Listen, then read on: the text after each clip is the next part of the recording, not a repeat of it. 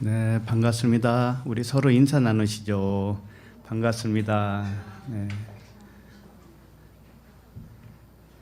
네, 기도하겠습니다. 하나님 아버지 은혜를 감사합니다.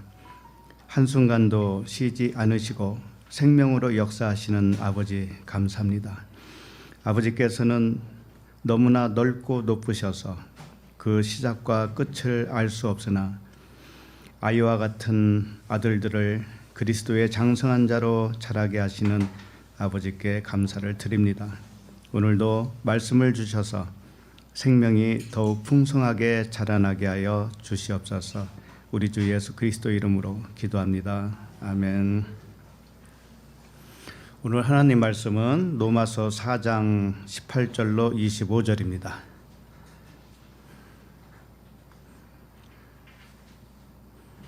로마서 4장 18절에서 25절.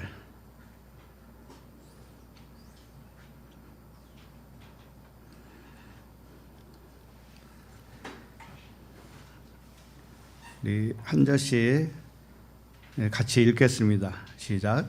아브라함이 바랄 수 없는 중에 바라고 믿었으니 이는 내 후손이 이같으리라 하신 말씀대로 많은 민족의 조상이 되게 하려 하심이라. 그가 백세나 되어 자기 몸이 죽은 것 같고 사라의 태가 죽은 것 같음을 알고도 믿음이 약하여지지 아니하고 믿음이 없어 하나님의 약속을 의심하지 않고 믿음으로 견고하여져서 하나님께 영광을 돌리며 약속하신 그것을 또한 능히 이루실 줄을 확신하였으니 그러므로 그것이 그에게 의로 여겨졌느니라. 그에게 의로 여겨졌다 기록된 것은 아브라함만 위한 것이 아니요 의로 여기심을 받을 우리도 위함이니 곧 예수 우리 주를 죽은 자 가운데서 살리신 이를 믿는 자니라. 예수는 우리가 범죄한 것 때문에 내줌이 되고 또한 우리를 의롭다 하시기 위하여 살아나셨느니라. 아멘. 로마서 19번째 말씀 제목은 아브라함과 예수 그리스도입니다. 아브라함은 우리에게 무슨 의미가 있으며 또 예수 그리스도는 우리에게 무슨 의미가 있을까? 오늘 말씀의 흐름을 보면 먼저 아브라함에 대하여 설명을 하고 있어요. 그 다음에 끝부분에 가서 예수 그리스도로 연결되고 있습니다.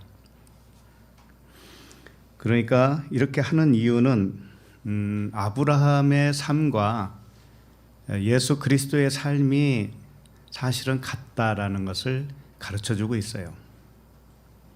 그러니까 아브라함의 삶을 잘 들여다보고 아브라함이 믿음으로 의롭다 여김을 받는 그 이유에 대해서 정말 잘 깨달았다면 곧 그것이 예수 그리스도가 하신 일과 동일하다라고 하는 것을 알게 되는 거예요. 근데 왜 이렇게 하는가 하면은 예수 그리스도만 딱 떼어서 우리가 보게 되면은 오해를 할 수가 있기 때문에 그렇고 또 아브라함만 떼어서 보면 또 오해할 수가 있어요. 그래서 양쪽을 다 보게 함으로 인해서 그 의미를 중심적인 의미를 잘 파악을 해라. 그런 의미가 되겠어요. 그래서 예수 그리스도만 뚝 떼어서 믿는 신앙은 뭔가 하면은 예수 믿으면 구원받아요. 이렇게 되겠죠. 근데 아브라함만 뚝 떼서 보면은 예수하고는 또 관계없죠. 아브라함의 조상이면은 구원받은 백성이지. 이렇게 된단 말이에요. 그래서 이 양쪽이 의미하는 말을 잘 깨닫고 나면 아브라함이나 예수 그리스도나 사실은 다 똑같다라는 거예요. 그래서 성경에 보면 이런 말씀이 있습니다. 너희가 성경에서 영생을 얻는 줄 생각하고 성경을 연구하거니와 이 성경이 곧 내게 대하여 증언하는 것이니라. 네, 성경이 예수 그리스도에 대해서 증언하는 것이다라는 거죠. 그러면 아브라함은 예수 그리스도가 오시기 이전 사람이잖아요. 그러니까 아브라함도 예수 그리스도에 대하여 증언하는 자. 증언이라고 하는 것은 예수 그리스도가 어떤 분인가를 자기를 통해서 설명을 했다라는 겁니다.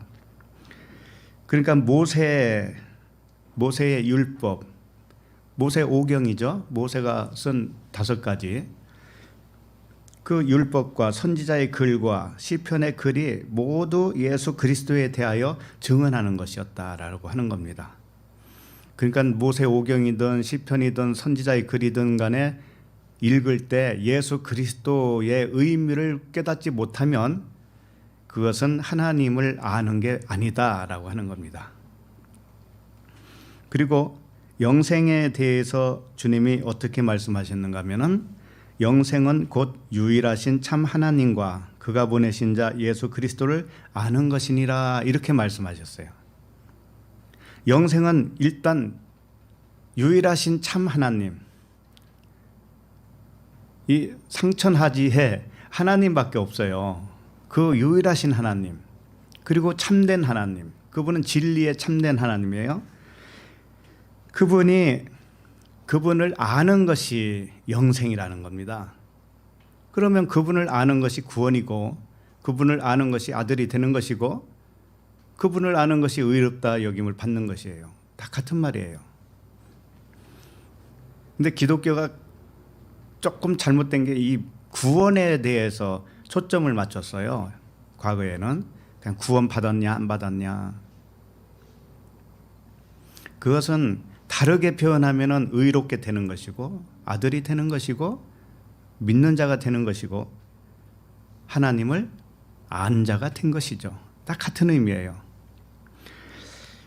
그래서 여기 보면 요한복음 17장 3절이 그 말씀이에요. 영생은 곧 유일하신 참 하나님과 이렇게 되어 있는데, 영생은 유일하신 참 하나님을 아는 것이다 라고 하는 것이고, 그 다음에 카이라고 하는 접속사가 있어요. 유일하신 참 하나님과 그리고 이 카이가 그리고라는 뜻이에요. 접속사. 그리고 그가 보내신 자 예수 그리스도를 아는 것이니라 이렇게 돼 있어요. 자, 그런데 이것은 조금 미흡한 설명이에요. 유일하신 참 하나님을 아는 것과 예수 그리스도를 아는 것, 이 두 가지를 다 알아야 되는 것처럼 보이잖아요. 이게 이렇게 되면 그게 아니란 말이에요. 유일하신 참 하나님을 아는 것이 영생이에요.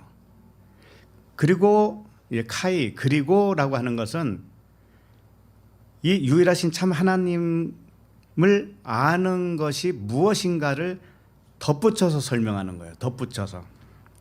그러니까 부가적으로 설명하는 것이 카이예요. 그리고 또한 이런 뜻이에요. 그러니까 유일하신 참 하나님을 아는 것과 예수 그리스도를 아는 것이 별개의 문제가 아니라는 거죠. 별개의 문제가 아니에요. 그래서 예수 그리스도를 아는 것이 참 하나님을 아는 것이고 유일하신 참 하나님을 아는 것이 예수 그리스도를 아는 것과 같은 의미예요. 그런데 예수 그리스도를 아는 것이라고 그랬는데 이것은 덮어놓고 예수 그리스도가 2000년 전에 오신 그분이지 이렇게 아는 게 아니에요. 모든 성경이 이 그리스도에 대한 증언으로 알아야 되는 것이죠. 그러니까 예수 그리스도는 예수를 통하여 그리스도를 아는 것, 이게 유일하신 참 하나님을 아는 것과 같은 거예요. 그러면 예수를 통하여 그리스도를 안다고 하는 것은 예수는 육체를 의미하잖아요.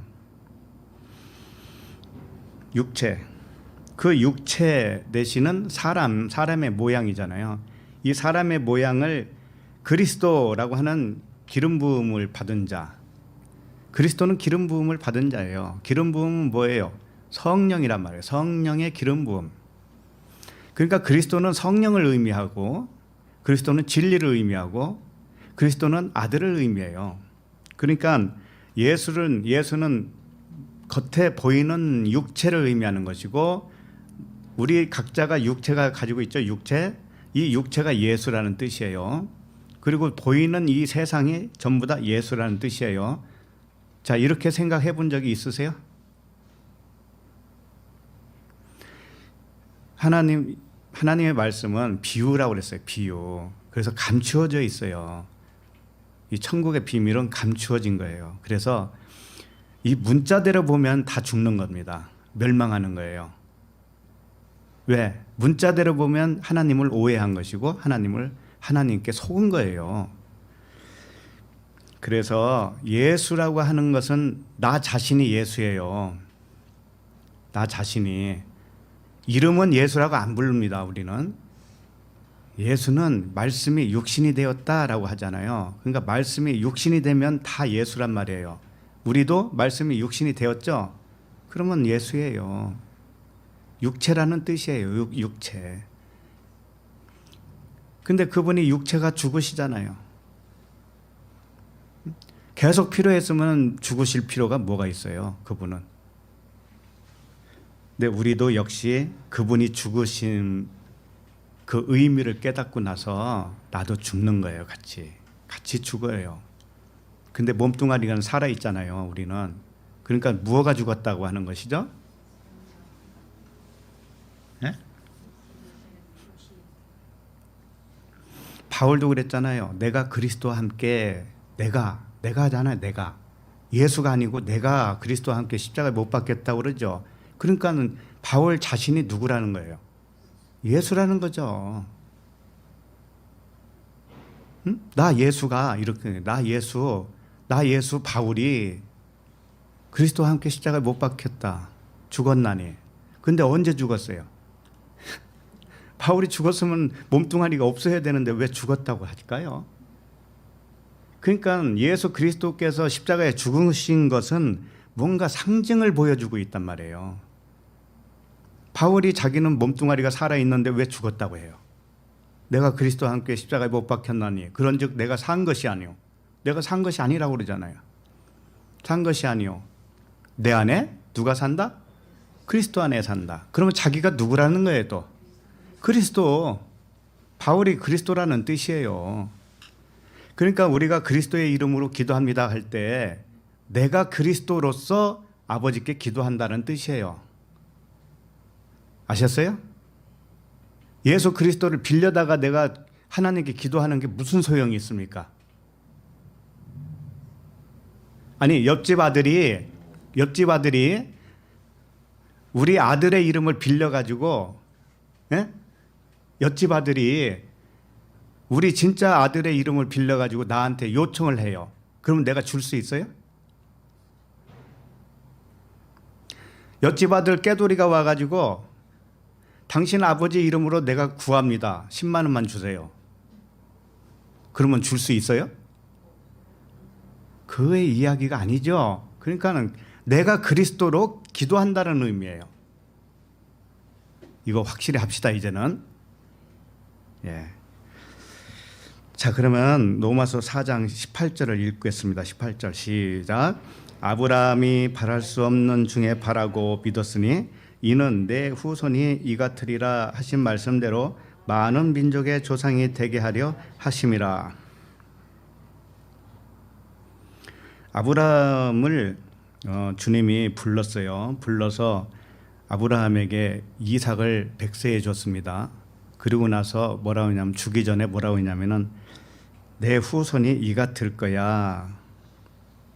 그래서 네가 바랄 수 없는 중에 아들을 낳았잖아. 그러니까 이와 같이 많은 민족의 조상이 되게 하려 한다. 이렇게 말씀하셨어요. 이걸 이제 언약이라고도 하죠. 자, 그러면은 그 부분을 창세기 15장 3절에서 6절까지 일단 살펴보도록 하겠습니다. 창세기 15장 3절.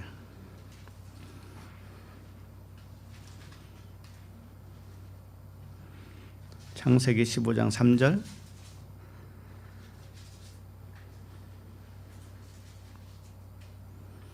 자, 시작.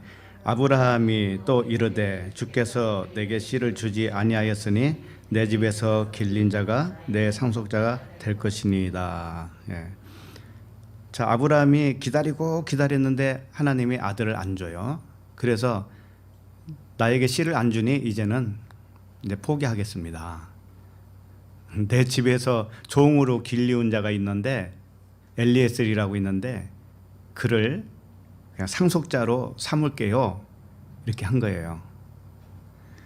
이걸 마치 무엇과 같은 거냐면은 우리가 하나님의 아들 그리스도가 되지 않고 내가 그리스도를 믿으니 나를 상속자로 해주세요. 이것과 똑같아요. 내가 그리스도가 아닌데 그리스도가 안 되면 아들이 아니에요. 그런데 옆집 아들이 와가지고 당신 아들의 이름을 내가 빌릴 테니 나를 당신 아들로 삼아 주시오. 이것과 똑같아요. 하나님이 그렇게 해 주실 것 같아요? 안 되죠. 여기 보면 3절 보면 집에서 길린 자 이렇게 되어 있죠. 집에서 길린 자. 이것은 길렸다라고 하는 단어는 없어요. 그냥 집에 있는 자예요. 세상 집에 있는 육신의 아들을 하늘의 상속자가 되게 합시다. 이와 같아요. 이것과 똑같아요. 아브라함의 집은 땅에 있는 집이에요. 아직 이삭을 낳지 않은 집이란 말이에요. 그러니까 세상 집이에요. 세상. 성전으로 말하면 율법 성전이란 말이에요. 자, 그런데 그 율법 성전 안에 있는 아들, 육신의 아들, 율법의 아들을 상속자가 되게 합시다. 이렇게 주장하는 것과 똑같아요. 그랬더니 하나님은 절대 그렇게 할 수가 없다라는 거죠. 자, 4절을 읽어봅니다. 4절 시작. 여호와의 말씀이 그에게 임하여 이르시되 그 사람이 내 상속자가 아니라 내 몸에서 날 자가 내 상속자가 되리라 하시고. 네. 여호와의 말씀은 틀리죠. 아브라함의 생각과 다르잖아요.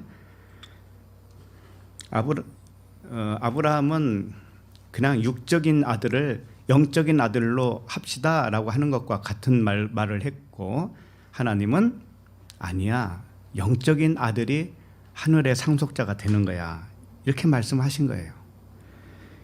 여기서 보면 내 몸에서 날짜, 이게죠.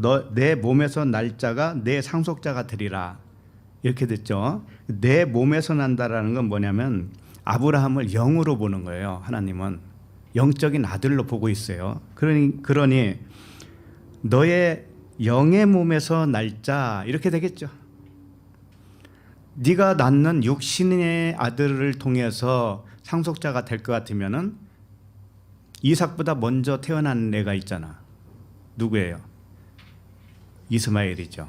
예, 이스마엘을 상속자로 할 수 있잖아요. 물론 정식 아내의 몸에서 태어난 아들이 아니라서 하나님은 그런 거 안 따져요. 그런 말을 하고 있는 게 아니에요. 하나님은 영이냐 육이냐 이걸 가르고 있는 거예요. 네가 영으로 생각하면 너는 영적 아들이고, 네가 육이라고 생각하면 너는 육적 아들에 지나지 않아. 육적 아들은 그냥 땅에서 살다가 땅으로 꺼지는 거지. 그러니 너의 존재를 뭘로 알아야 되겠니? 영으로 알아야 되죠. 영은 죽어야 안 죽어요? 불멸이에요. 영은 불멸. 그래서 우리에게는 죽음이 없다고 한 겁니다. 그러면 내 몸은 죽으면 없어질까요? 안 없어져요. 내 몸도 수분으로 70% 됐잖아요. 그러면 내 몸이 영혼이 딱 빠져나가서 이제 몸은 시체가 되잖아요. 그러면 흙으로 돌아가겠죠? 그러면 이 몸도 흙과 똑같은 원소예요. 똑같이 돼요. 흙하고. 그러면 흙을 누가 먹어요? 나무가 먹고 새가 먹고 꽃이 먹고 다 그러잖아요. 식물이 먹잖아요. 그러면 내 몸은 무엇으로 변한 거예요? 식물로 변했잖아요. 또 동물이 먹었으면 동물로 변한 거죠. 그래서 이 몸뚱아리는, 물체는 다 돌고 돌게 되어 있어요. 돌고 돈다고요. 없어지는 게 아니에요. 그러니까 몸도 사실은 죽음이 없어요. 그러면 화장하면 어떻게 될까요? 화장하면 연기 속으로 사라졌지만 그 연기는 남아있지요. 연기가 어디로 가겠어요? 대기에 흩어져 있을 뿐이죠. 그러니까 물질은 없어지는 것도 아니고 영도 없어지지 않아요. 다만 형태를 바꿀 뿐이에요. 몸은 내가 죽으면은 몸은 형태를 또 바꾸죠. 예? 동물의 형태로 바꾸든지. 우리가 먹고 있는 게 뭐예요? 남의 시체를 먹고 있는 거예요, 사실은. 아니, 동물의 시체 안 먹어요? 식물의 시체를 안 먹냐고요. 그것은 또 어디서 나왔게요? 흙에서 나왔잖아요. 그러니 이 물체는 다 돌고 도는 거예요. 그러니 죽는다고 슬퍼하지 마세요. 두려워할 것도 없습니다. 영이 실체니까 우리는 영은 형태를 바꿔요. 왜? 몸이 없는 형태로 바꾼다 이거죠. 몸은 없습니다. 이 생각이, 여러분, 생각이 물체라는 거 아세요? 사람의 생각은 물체예요, 물체. 영의 생각은 영이에요. 육신의 생각은 육신이에요. 그러니까 육신이니까 물체란 말이에요, 물체. 그러니까 생각이 물체를 만들어요. 이 건물도 만들었잖아요, 물체를. 생각이. 의자도 만들었잖아요, 생각이. 이 생각은 다 뭐예요? 물체예요, 물체. 자, 그런데 영은 물체가 아니죠. 영은 물체 아니에요. 그러면 우리가 몸을 벗고 죽는다라고 하면은 영의 생각은, 영의 영체는 물체가 아니기 때문에 사람의 생각을 초월하죠. 그러면 생각이 아까 뭐라고 그랬어요? 물체라고 그랬죠. 건물도 물체죠. 그러면 영은 건물을 통과할까요? 못할까요? 통과하죠. 왜? 이것은 생각일 뿐이니까. 지구 땅덩어리도 생각일 뿐이에요. 그러니까 영은 생각, 그 육의 생각에 제한을 받아야 안 받아요? 안 받으니까 물체를 그냥 통과하는 거죠. 얼마나 신날까요? 네? 얼마나 신나겠어요. 그 세계는 영적 세계, 뭐 영계라고도 하고 초월적인 그런 세계라고도 하는데, 그런 세계는 우리가 상상을 불허해요. 사람의 생각으로는 상상을 불허해요. 그러나 하나님이 가끔 알게 해주셔요. 조금씩 알게 해주십니다. 예. 지금 제가 설명한 것도 알려주신 것을 설명한 거예요. 왜? 물체는 사람의 생각이에요. 생각에서 나온 거기 때문에 사람의 생각과 관계없으면 물체를 그냥 통과하는 거예요. 영적 상태는 그런 상태다 이거죠. 자, 내 몸에서 날자, 이것은 너의 영의 몸에서 날자, 이렇게, 예? 그 이삭이 아브라함의 영적 의미로서의 아들이다 라고 하는 거예요. 그래야 하늘의 영적 상속자가 되지. 그죠? 육적인 사람은 영적 상속자가 될 수 있나요? 안 되죠. 자, 그럼 5절을 읽어봐요. 5절 시작. 그를 이끌고 밖으로 나가 이르시되 하늘을 우러러 무뼈를 셀 수 있나 보라. 또 그에게 이르시되 내 자손이 이와 같으리라. 하늘의 별을 셀 수 없는 것 같이 내 자손이 그와 같다라는 거죠. 하늘의 별은 빛이라는 의미에서 왔어요. 별은 빛이에요, 빛. 그러니까 빛은 진리를 의미하잖아요. 하나님 자신을 의미하죠, 진리를. 그러니까 진리는 하나예요, 둘이에요? 하나예요, 하나. 빛은 하나죠. 자, 그런데 빛을 셀 수 있어요? 진리를 셀 수 있어요? 진리가 하나인 건 맞지만 진리를 셀 수 있어요? 셀 수 없을 만큼 진리는 무한대라는 뜻이에요. 무한대. 내가 지금 알았다고 해서 전부가 아니에요. 진리는 무한대란 말이에요. 이거 셀 수 없어요. 하나님은 너무 넓고 깊고 오묘하기 때문에, 신비롭기 때문에 그분을 우리는 셀 수가 없어요. 다만 그분이 가르쳐 준, 계시해 준 만큼밖에는 몰라요. 그래도 그게 다 안 게 아니에요. 그래서 계시의 영이 10사람에게 임했다고 칩시다. 그럼 10사람에게 알려줄 거 아니에요? 그러면 10사람도 똑같지가 않아요. 그 깊이와 넓이가 다 다르단 말이죠. 또 가르쳐준 그 방향성이 다르고 모양도 달라요. 진리는 이와 같이 셀 수가 없어요. 하나이지만 셀 수가 없어요. 그래서 내 자손이라고 하는 것은 단수로 쓰였어요. 자손, 씨, 제라. 자손 이것을 단수로 쓴 것은 뭐냐면은 그리스도가 진리의 단수라는 뜻이고, 진리는 단수고 하나님도 단수예요. 그럼 우리도 하나님의 아들로서 단수죠. 하나죠. 진리 하나죠. 그래서 한 알에 밀이 땅에 떨어져서 썩어야 된다고 했을 때 그 한 알, 두 알로 안 하잖아요. 한 알로 설명을 하고 있어요. 그래서 이 단수로 쓰여진 거예요. 그래서 무뼈를 셀 수 없을 만큼 빛을 어떻게 세냐 네가, 진리를 어떻게 셀 거냐, 진리는 광대한데, 그와 같이 아들이, 너희 자손은 그와 같은 아들들이야, 영적 아들들이야, 이런 뜻이란 말이죠. 그래야 상속자가 되는 거야. 하늘의 상속자. 그 말씀을 한 거죠.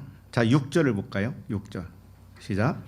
아브라함이 여호와를 믿으니 여호와께서 이를 그의 의로 여기시고. 네, 아브라함이 어떻게 믿었는가 하면은 육체가 아들이 아니라 영이 아들이다라고 믿은 거예요. 그러니까 사람의 실체를 가르쳐준 말씀이죠. 사람의 실체는 육체가 아니라 영이다라고 하는 말씀을 가르쳐준 거예요. 그래서 우리는 영이에요. 진리예요. 우리는 신이란 말이에요. 그러니 불멸의 존재예요, 우리는. 그러니까 너무 협소하게 이 땅 생각만 하지 마세요. 좀 마음의 시야를 넓혀서 영원토록 우리는 존재한다라는 그 믿음으로 사시기 바랍니다. 자, 그러면은 실제로 우리의 삶이 어떻게 달라질까요? 만약에 죽음이 없다고 생각한다면 그건 실제잖아요. 죽음이 없어요, 우리는. 자, 그러면은 지금 사나 죽으나 누구의 것이에요? 네. 그리고 사나 죽으나 생명은 어떤 일을 해야 하네요. 생명은 뭐가 필요해요? 필요하지 않아요. 생명은 생명으로 낳았으면 더 이상 필요한 게 없잖아요. 그것으로 족하죠. 만족하죠. 자, 그러면은 우리가 사는데 어려움이 있습니까? 그러면 죽어도 괜찮다라는 생각을 해보세요. 사는 것과 죽는 것이 하나니까, 죽는 것은 없으니까 죽는 것도 사는 거예요. 사는 것도 사는 거예요. 그러면 어려움이 왔어요? 기분 나쁜 일이 생겼어요? 그러면 죽는 거나 사는 거나 똑같으니까 가만히 계시면 되잖아요. 거기에 요동할 게 뭐가 있어요? 우리한테는 하나님이 다 완벽으로 준비되어 있는 상태입니다. 우리에게는 필요한 게 더 이상 부족한 게 없어요. 근데 부족하다고 느끼는 이유는 뭘까요? 영으로 생각을 안 하니까 그래요. 육으로 생각하니까 그래요. 육으로 생각하면 분명히 돈이 없으면 돈이 필요하죠. 근데 영으로 생각해야 해보세요. 영은 돈이 필요해요? 아니죠. 거기서 자유를 누리란 말이에요. 그러면 물질은 필요할 때는 그냥 붙어요. 이것을 믿으셔야 됩니다.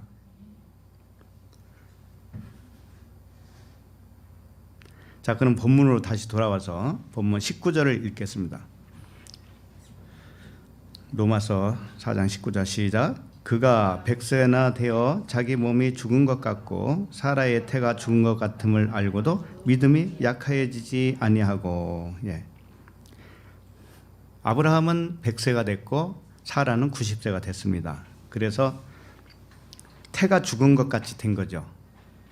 더 이상 사람을 낳을 수 없는 상태, 이렇게 된 거죠. 그런데 그렇게 된 것을 알고도 믿음이 약해지지 아니하였다, 이렇게 된 거죠. 자, 아브라함이 언약을 믿어서 의로 인정받은 것 같이 사실은 사라도 같이 그렇게 인정을 받은 거거든요. 그래서 여호와께서 사라에게 나타난, 우리가 아까는 아브라함에게 나타나서 하신 말씀을 받고 이제는 사라에게 나타난 그 현장을 좀 보도록 하겠습니다. 창세기 18장 11절입니다.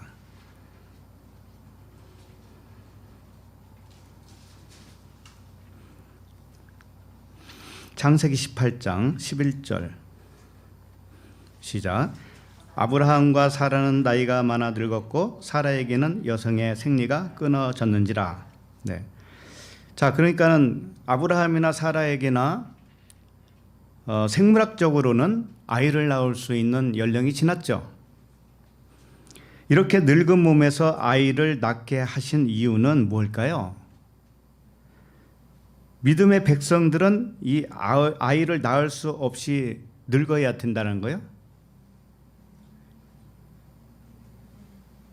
아브라함을 통해서 아브라함 후손들이 이와 같이 될 것이라고 했습니다. 아까 별과 같이, 하늘의 별과 같이 될 것이다라고 했어요. 그러면은 아브라함의 후손들은 전부 다 이렇게 늙어야 되는가 하는 거예요. 늙은 다음에 사람이 날 수 없는 나이가 되었을 때 전부 하나님이 주시는 능력으로 인해서 아이들이 출산되어야 맞는 백성들이냐 이거죠.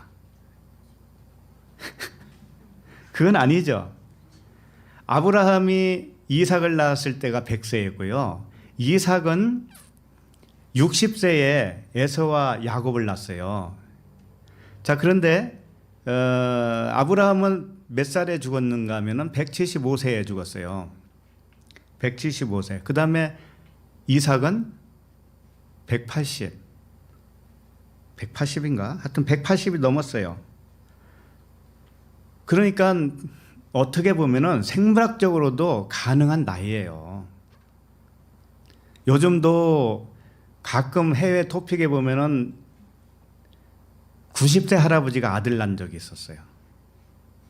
네? 대단한 능력자인 것 같은데 90세에. 그러면 요즘은 기껏 살아도 100세 정도밖에 더 살아요. 근데 아브라함은 175세까지 살았단 말이에요. 그러니까 100세면은 요즘으로 말하면 어떻게 중년 정도밖에 안 될 수도 있죠. 그죠? 그러면 생물학적으로도 날 수 있어요. 엄밀하게 따진다면.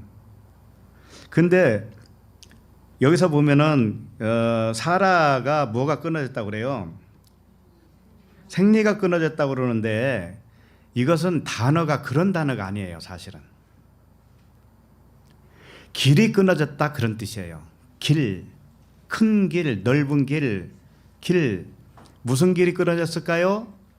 육신의 길이 끊어졌어요. 세상의 길이 끊어졌다고 이제는.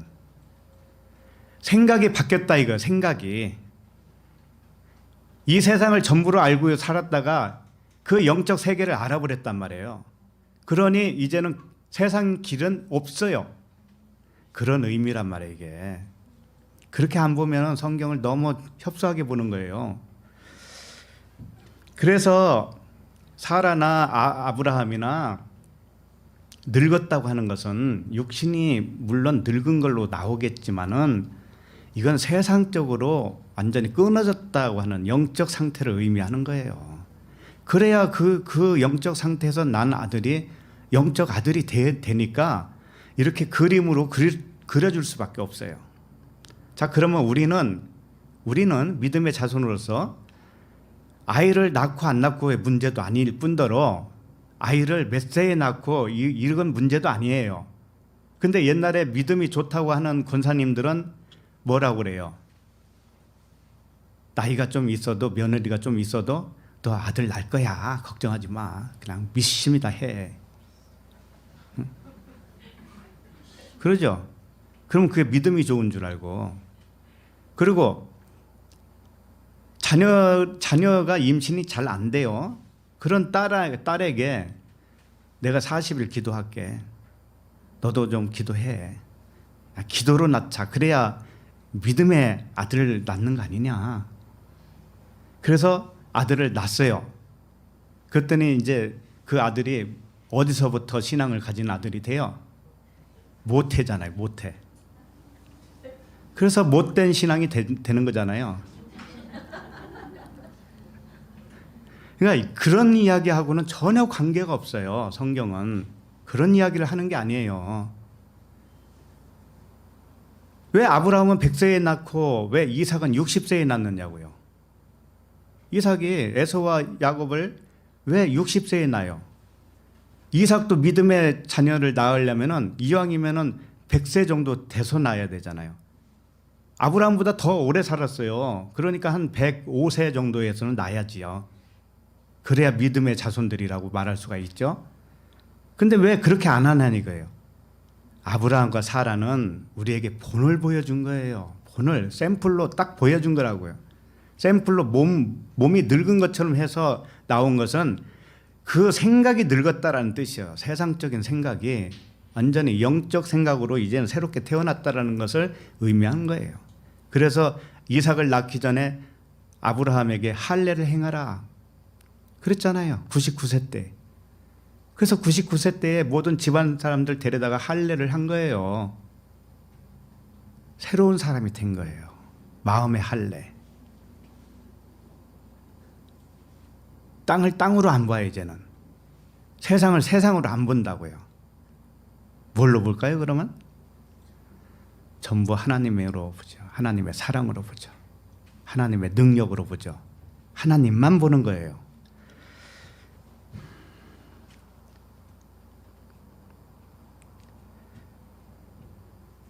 그래서 우리도 믿음의 자녀라고 하는 것은 내가 믿음이 좋을 때 난 아들을 믿음의 자녀라고 하는 게 아니에요. 내가 기도 빡세게 해서 난 아들을 그게 믿음의 아들이라고 하는 게 아니란 말이에요. 믿음의 아들은 내가 아들이 되는 것이고, 내가 바울은 디모데에게 뭐라고 그래요? 자기가 낳은 참 아들이라고 그래서 참 아들. 그러니까 육신으로 낳은 아들을 아들이라고 하는 게 아니에요. 영적으로 낳은 내가 하나님의 아들이 되는 것이고, 나를 통해서 누군가가 이 비밀을 알게 되어서 구원받았다면 그게 참 아들이에요. 자, 그러면 12절을 읽습니다. 12절 시작. 사라가 속으로 웃고 이르되 내가 노쇠하였고 내 주인도 늙었으니 내게 무슨 즐거움이 있으리요. 사라가 속으로 웃었다고 그러죠. 여러분 웃은 적이 있죠? 비웃은 거, 이게 비웃었어요. 하나님을 비웃었거든요. 근데 이게 문자로만 보면 안 돼요.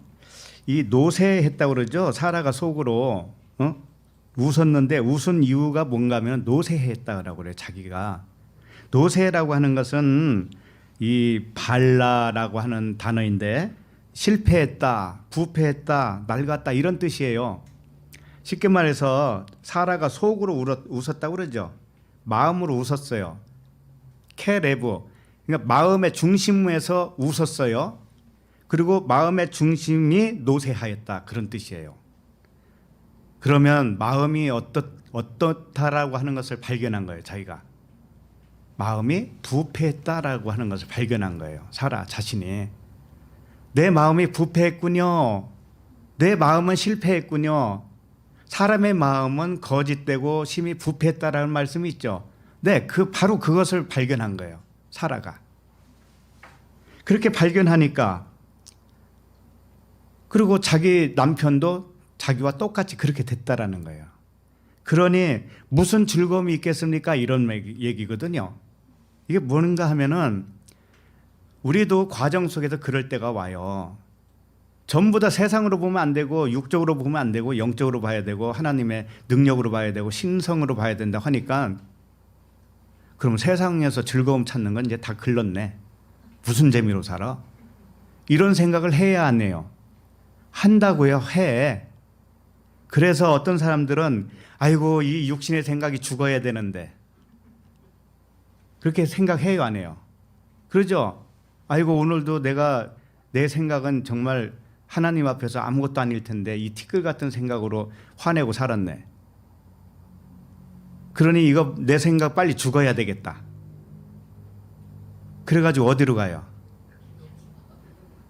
기도원. 또 뭐 자아 죽이기 뭐 이런 것도 있다고 그러대요. 자아 죽이기. 자아를 죽여야 된다고 막 가서 자기를 막 죽여. 칼을 항상 차고 다녀야 될 거야, 막 그 사람은. 바울처럼 날마다 죽는다 하니까는. 이게 그런 말씀이 아니라는 거예요. 그러니까 사라는 자기 부패한 마음을 일단 알아차렸어요.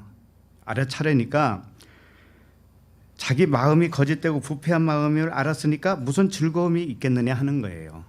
세상적으로는 이제 즐거움이 없다 이거죠. 그러면 세상적인 자녀는 낳을 수 있어요, 없어요? 못 낳는 거죠. 아니, 내가 그걸 알고 내 마음이 부패했다는 거 알고 진리를 아는 사람은 율법을 전할 수 있어요, 없어요? 그러면 율법을 전해야 율법의 아들이 낳잖아요. 육적인 말씀을 전해야 육적인 아들을 낳을 수 있죠. 그런데 이제 못 전한단 말이에요, 이제. 그래서 사라가 길을 잃어버렸다 그런 거예요.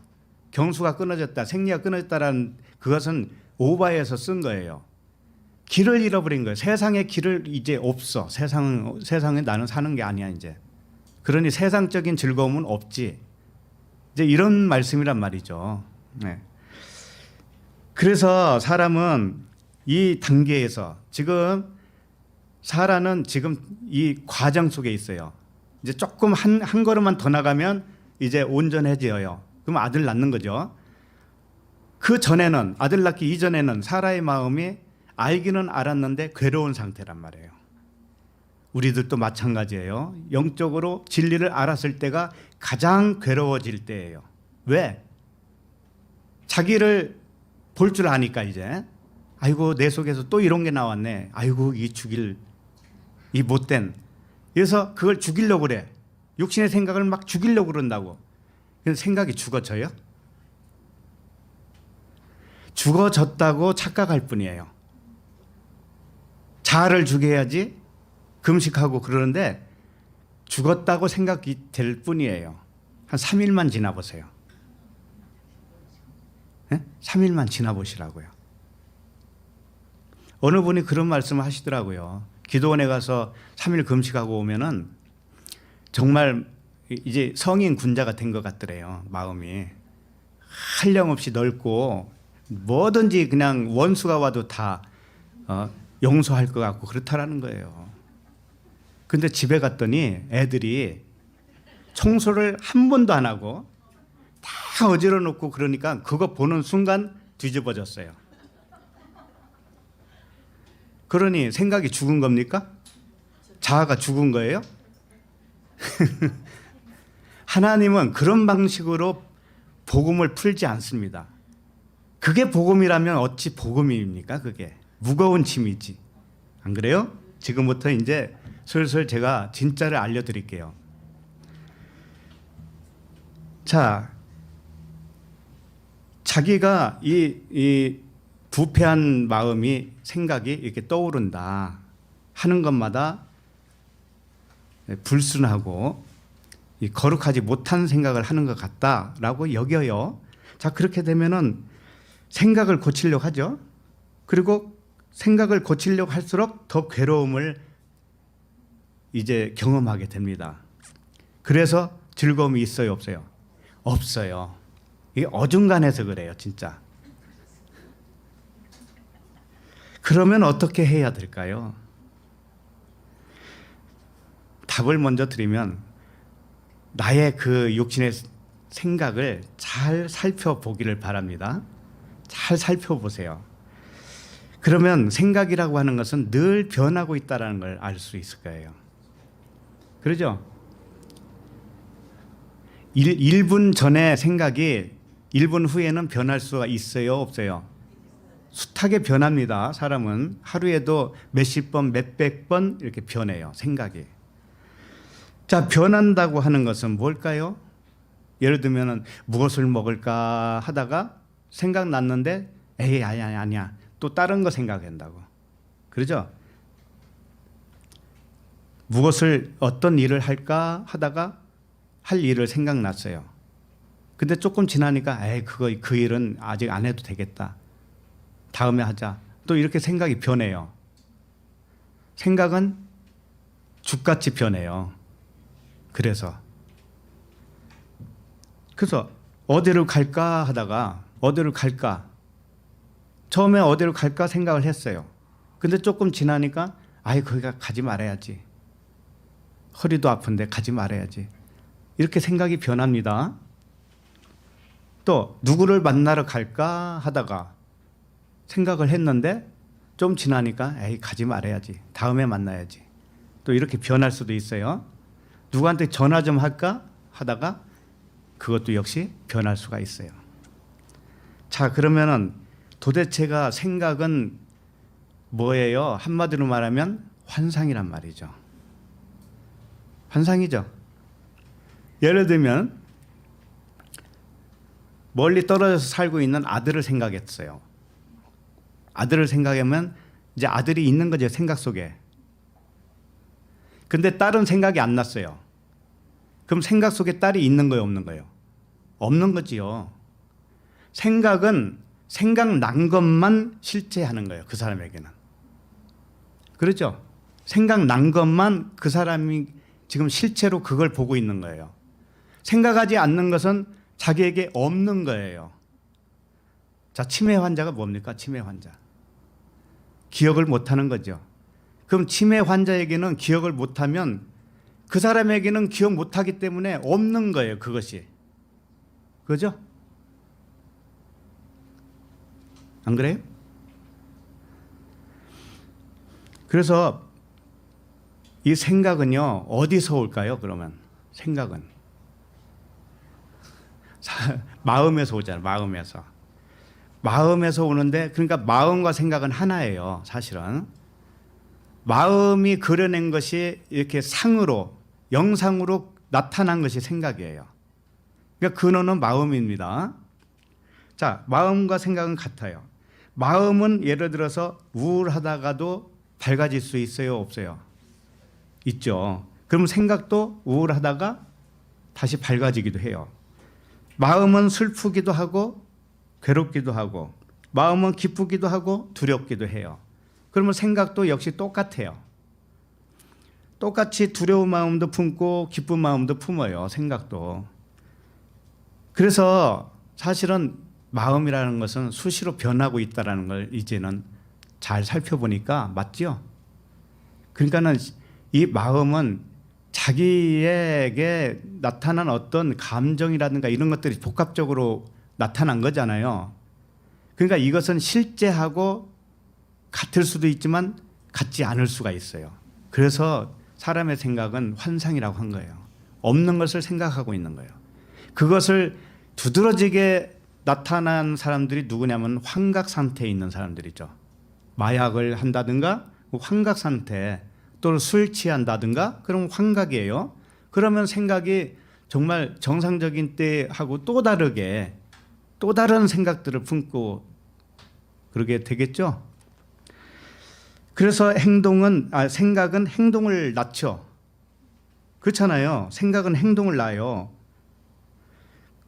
그런데 좋은 행동도 있고 나쁜 행동도 있다라고 여기기 때문에 또 후회도 하죠. 이건 잘했다. 이건 잘못했다. 후회도 하고 그러죠. 그러면서 내 마음은 나도 모르겠어. 이럴 때가 있어요, 없어요? 네? 내 마음은 나도 모르겠어. 나도 모르게 왜 이런 생각을 했지? 왜 이렇게 했지? 이런 생각을 해요, 안 해요?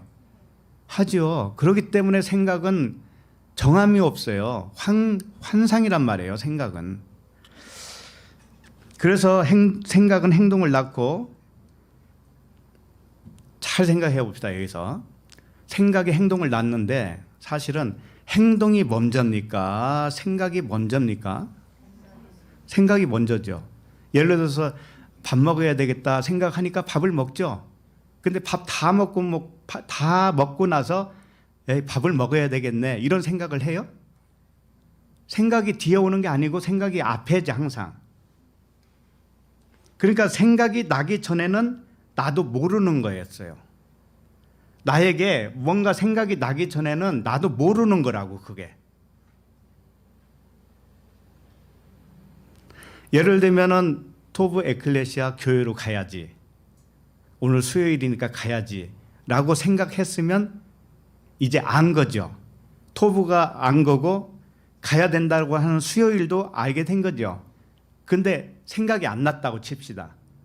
수요일도 까맣게 잊어버렸고 토브도 까맣게 잊어버렸어요. 그럼 그 사람에게는 토브가 있는 거예요, 없는 거예요? 없는 거예요.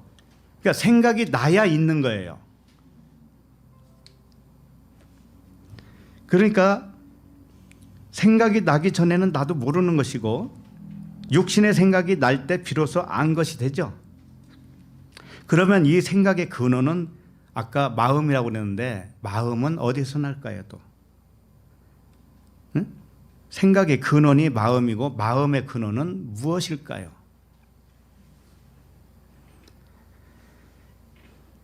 이 생각나게 하고 마음을 작동하는 생각을 주관하는 거대한 근원이 있다라는 거 아셔야 돼요. 거대한 근원이 있어요. 그분이 누구예요? 하나님이에요. 나에게 온 영이란 말이에요. 그 영이 내 마음을 주관해서 내 마음에 생각나게 해요. 그러면 생각이 드디어 내 머리를 통해서 나타난 거죠. 그렇다면은 내 생각은 내가 하겠다고 해서 되는 게 아니라는 거 알겠죠, 이제는. 그렇죠? 생각이 나니까 생각을 하는 거지 내가 생각해야지 해가지고 생각되는 게 있냐고요. 아니에요. 그렇다면은 이거 심각하게 잘 생각하셔야 돼요. 내가 생각하는 육신의 생각이라고 했죠. 육신의 생각을 죽이려고 무진장 애를 썼잖아요. 그런데 이 생각을 유발시킨 분이 누구예요? 영이에요. 아버지예요. 성령이시에요. 자, 그렇다면 성령이 주셨다면은 왜 근심하는 마음이 생기고 두려워하는 마음이 생기고 슬픔과 미움과 이런 것들이 왜 생기겠어요? 하나님은 분명히 우리에게 마음에 소원을 두고 기쁘신 뜻을 행하신다고 그랬어요. 우리 마음에 소원을 둔다고. 소원이 이제 원한다라는 거예요. 원함을 주는 거예요. 그게 생각을 유발시킨 거 아니겠어요? 내 마음속에 원함을 줘요. 그러니까 그 원함이 마음을 통해서 생각으로 나타난 거란 말이에요. 그러니까 하나님이 그 원함을 주지 않으면 생각도 난다 안 난다? 안 나요. 안 나. 그러니까 어쨌든 아버지가 근원이에요. 모든 생각의 근원은. 자, 그런데 왜 두려움과 괴로움이 슬픔이 생기느냐 이거죠. 하나님은 완전하신 분인데 분명히 나를 감싸고 있는 거대한 존재가 생각을 유발시키고 있습니다. 그런데 내 혼은 나의 마음은 영의 생각을 완전히 알까요 모를까요? 내 마음은 영의 생각을 알까요 모를까요? 하나님의 생각을 다 알까요 모를까요? 모르죠. 그러니까 지금 내가 무슨 말을 하고 싶은 건 하면은 내 혼은 영의 생각을 알지 못하고 부분적으로만 알아요. 부분적으로 알기 때문에 슬프기도 하고 괴롭기도 하고 두렵기도 한 마음으로 나타난다고요.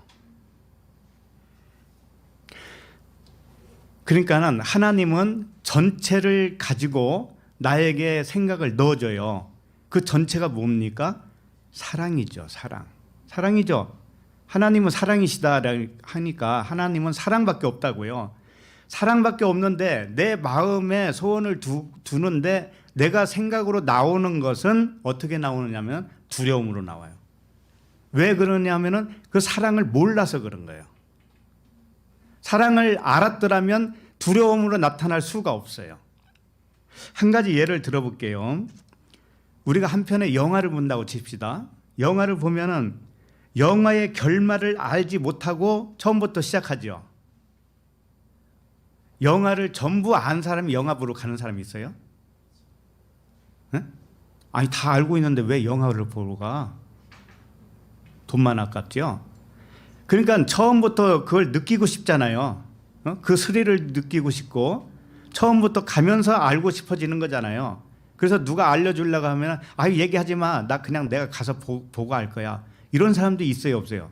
없죠. 미리 알면 재미가 없으니까.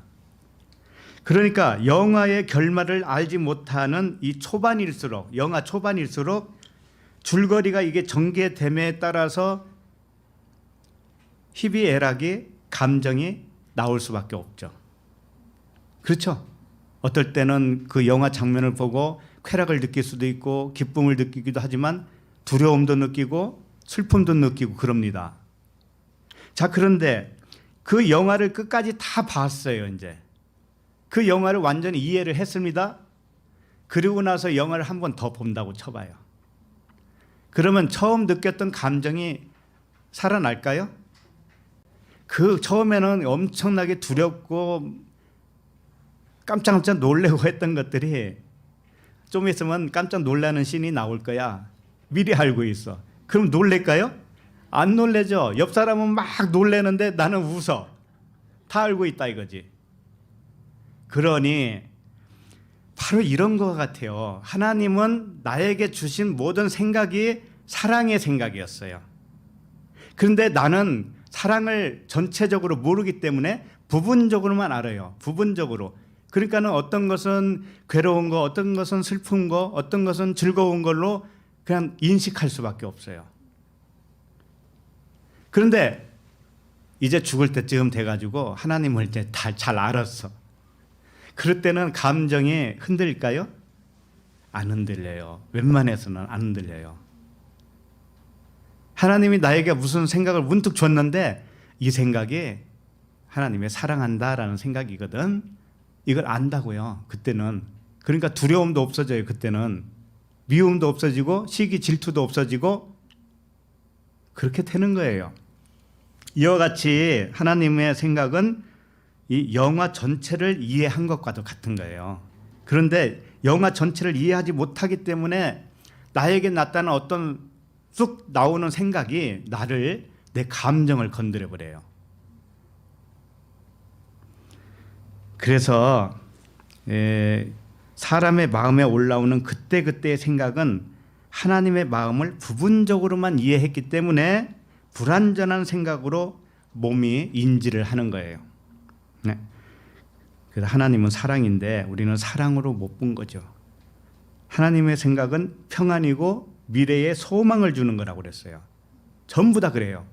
자, 그러면 우리에게 나타난 모든 생각은 하나님이 평안을 준 것이고 사랑을 준 것이고 미래에 대한 소망을 말씀하신 거예요. 내 생각을 통해서.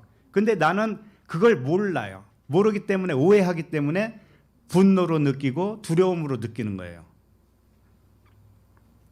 그래서 이 감정을 떨쳐버리려고 애를 쓰면은 오히려 감정의 포로가 돼요. 그리고 자아를 죽인다는 둥 그런 짓거리를 하잖아요. 그러면은 헛발질을 하는 거예요. 더 어려워지는 거예요. 자, 그러면은 어떻게 하는 게 이 두려움과 슬픔과 기쁨 이것들이 사랑 하나로 그냥 모아질 수 있을까? 첫 번째는 모든 생각은 나에게 나타나는 모든 생각은 사랑의 퍼즐 조각으로 이해를 하셔야 돼요. 일단은 사랑의 퍼즐이 다 맞춰져야 전체가 보이죠. 근데 조각조각으로 온단 말이에요. 내 생각은 조각조각. 그래서 다른 사람이 믿기도 하고 다른 사람을 오해하기도 하고 전부 내 생각에서 나온 거예요. 그런데 그 생각이 어디서 근원이란 말이에요? 어디가? 하나님에게서 나왔어요. 근데 하나님은 미워하라고 준 생각이 아니란 말이에요. 사실은 그 생각이 사랑이라고 했다는 거. 사랑하라고 준 생각을 나는 미워해버리네요. 사랑하라고 했더니 나는 두려워해버리네요. 왜? 퍼즐 조각으로 이해를 했기 때문에. 아니, 퍼즐 조각으로 이해를 못한 거죠. 그러니까 그걸 조각으로 이제는 이해를 하시고 나한테 이런 생각이 왔다 할지라도 일단 무엇로 봐야 돼요? 사랑으로 봐야 돼요. 사랑으로. 전부 다 사랑이에요. 그래서 내 생각을 어떻게 해야 되는 거냐면은 내 생각을 버려버려야 되겠다라 뭐 죽여야 되겠다 이런 생각을 하지 말고 관찰을 하시래요. 관찰. 자신을 관찰하시라고요.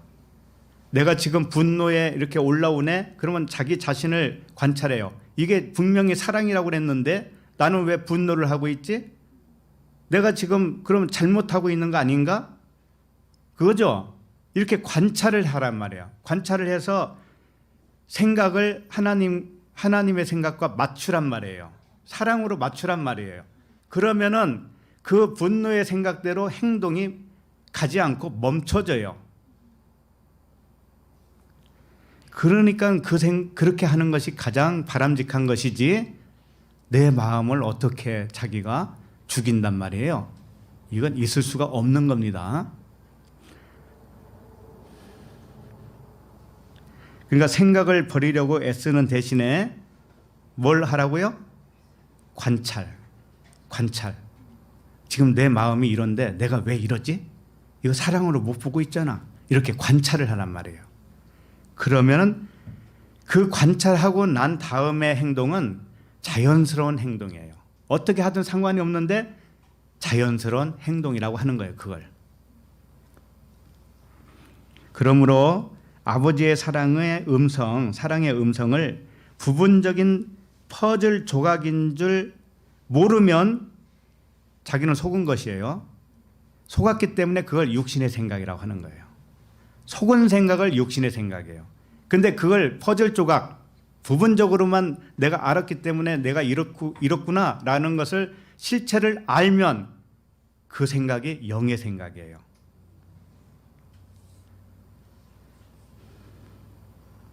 그래서 과거의 기억을 하기도 하는데, 예를 들어서 1년 전에 알았던 사람을 1년 전에까지만 교제를 하고 1년 후에는 안 만나고 소식도 몰랐습니다. 자, 그러면은 1년이 지난 지금 그 사람을 생각을 했어요. 내가 생각을 했어요. 자, 그러면 그 생각한 것이 실체일까요? 그럼 1년이라고 하는 이 공백 기간에 그 사람은 어떻게 변할지도 모르고, 어떻게 더 성숙했는지도 모르겠고, 어디서 사는지도 모르겠는데, 나는 1년 전으로 그걸 생각을 해. 그러니까 내 생각이 그때는 환상입니까? 아닙니까? 환상이잖아요. 그러니까 생각 자체로만 보면은 그것은 환상에 지나지 않고, 그 생각을 관찰하면 실체를 알게 되어요. 그러면 아주 좋은 거죠.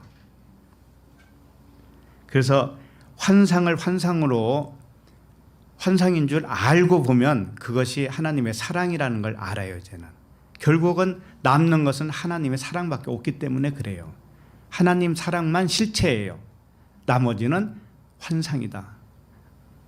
내가 하나님의 사랑으로 못 느끼고 다르게 느끼는 모든 것은 환상이에요.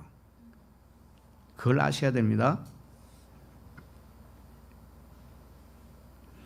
그럼 사랑이 뭐냐라고 물어본다면, 하나님 자신이 사랑이고요. 사랑은 모든 것을 선으로 덮어버리는 사랑이 하나님의 사랑이에요.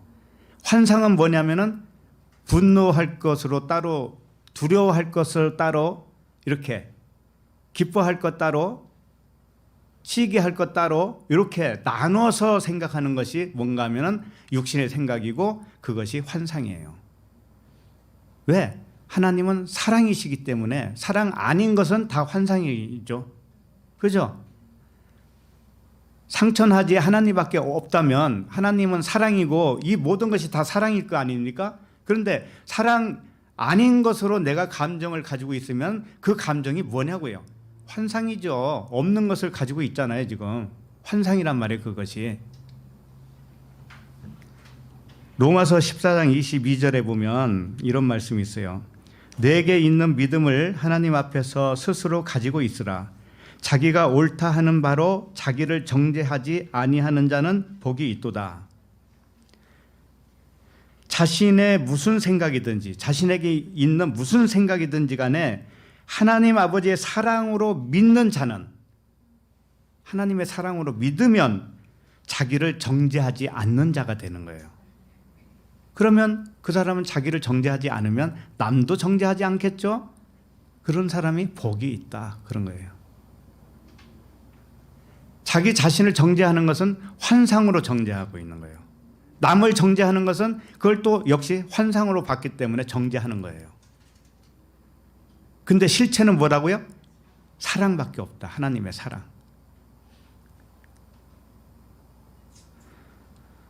자, 그러면 지금 창세기 보고 있잖아요. 13절을 봐요. 13절. 13절을 보면 여호와께서 아브라함에게 이르시되 사라가 왜 웃으며 이르기를 내가 늙었거늘 어떻게 아들을 낳으려 하느냐. 이것은 이거죠. 사라야, 너는 왜 자꾸 자신과 하나님을 비웃느냐. 그러면 사라는 지금 잘못 생각한 거죠.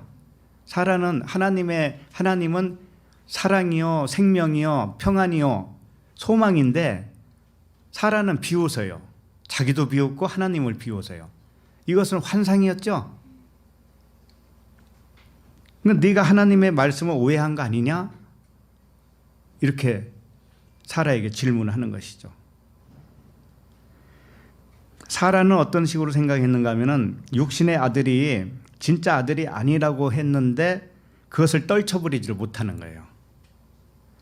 하늘 유업으로 받는 아들은 육적인 아들, 이미 태어난 이스마엘이 있었잖아요. 그 이스마엘이 아니라 영적인 아들 이삭이야. 하나님은 그렇게 말씀하셨단 말이에요. 미리 이삭이라고 하는 이름까지 져줬어요, 하나님이. 그런데 네가 육체가 늙었다고 하는 것을 탓하고 있느냐? 육체가 늙었다는 걸 탓한다고 하는 것은 이게 문자적이에요. 사라가 진짜 늙었어요. 아브라함도 늙었는데 지금 그 얘기를 하고 있는 게 아니라고요. 사람의 마음이 쉽이 부패했다라는 걸 알았다고 했잖아요. 사라가. 그렇죠? 자기 마음이 부패했어요. 그래서 세상에서 이제 끊어져야 돼. 그렇게 알았다고 해서 왜 자신을 비웃느냐 이거죠. 아까 지금 생각에 대해서 쭉 설명했죠. 자기를 쳐서 죽이려고 했잖아요. 육신의 마음을 죽이려고 했잖아요. 이게 사라가 한 짓이란 말이에요. 사라는 비웃었단 말이에요. 그걸. 내가 이렇게 악한데 뭐 이런 거죠. 내 마음이 이렇게 악한데 무슨 영적 아들이 태어날 수 있기나 하겠어? 그런 마음을 품었단 말이죠. 우리들도 그래요. 진리를 처음 듣는 초보자들은 이제 자기 생각이 악하다는 건 이제 알게 돼요. 가면 갈수록. 그러면 비웃어요. 나 같은 이런 인생이, 나 같은 이런 존재가 무슨 하나님의 아들이 될 건가? 이렇게. 그리고 이름이 그리스도라고 하니까 너나 그래라 그러면. 나는 절대 그럴 수 없어. 이렇게 비웃는다니까요.